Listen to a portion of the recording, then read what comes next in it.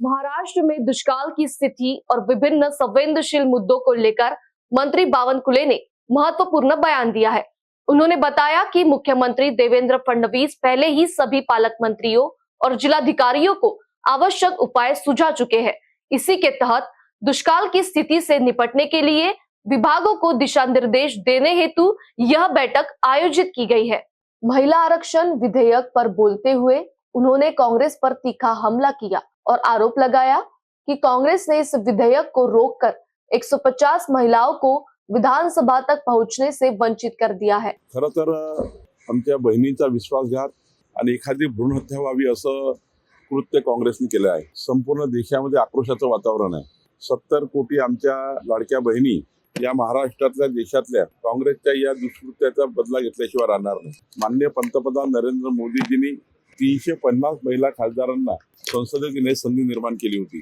काँग्रेसच्या या नाकर्त्यांनी 350 महिला खासदार होत असताना शेड्यूल कास्ट, शेड्यूल ट्राईब आणि त्यामधल्याही महिला बहिणी या खासदार होण्याच्या मार्गावर असताना अनेक मोठं प्रतिनिधित्व देशाच्या मंत्रिमंडळात मिळत असताना त्यांना थांबवण्याचं काम काँग्रेस पार्टीने केलं। महाराष्ट्राचा विचार केला तर 150च्या वर महिला आमदार जर असल्या असत्या तर आमच्या बहिणीच्या समस्या, लाडक्या बहिणीच्या समस्या सभागृहामध्ये मांडण्याकरता एक मोठी संधी मिळाली असती।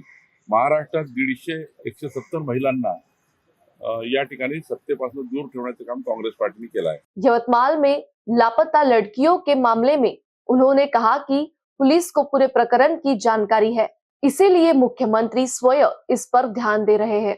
साथ ही आदिवासी विभाग के मंत्री अशोक उईके भी इस पर नजर बनाए हुए हैं। याबद्दलची जी अधिक माहिती गृह खात्याकडे आहे।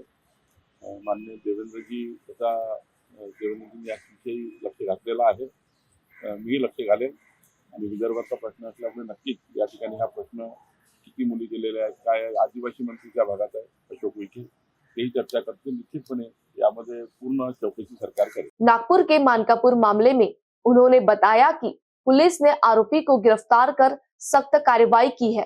वहीं परतवाड़ा मामले पर उन्होंने नवनीत राणा, अनिल बोंडे, प्यारे खान और विजय वडेट्टीवार से अपील की है कि वे गैर जिम्मेदार बयान न दे और पुलिस की आधिकारिक जानकारी पर ही प्रतिक्रिया दे, ताकि अमरावती का माहौल खराब न हो। सरकारने त्याला अटक केली आहे, पोलिसांनी अटक केलेली आहे आणि पोलिसांनी अटक करून अत्यंत कडक कारवाई केलेली आहे।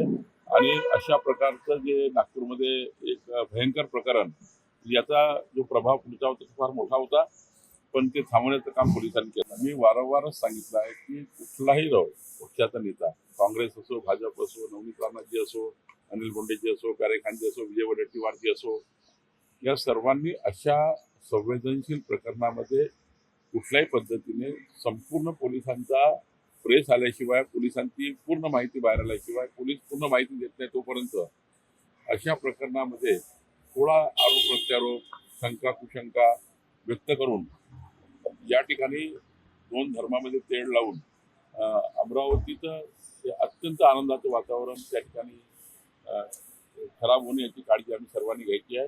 पोलिसांनी प्रेसच्या माध्यमातून सर्व वस्तुस्थिती मांडलेली आहे। जसं जसं आम्ही समोर अजून थांबलं नाही आहे। आमच्याकडे हार्ड डिस्क आहे, 7 मोबाईल आहे, एक लॅपटॉप आहे, एक आयपॅड आहे। हे सर्व आम्ही फॉरेन्सिकच्या माध्यमातून जेव्हा येईल त्याचा रिपोर्ट अधिक माहिती समोर येईल। त्यामुळं पोलिसांकडूनच त्या ठिकाणी अधिकृत माहिती घेणे हेच महत्त्वाचं आहे।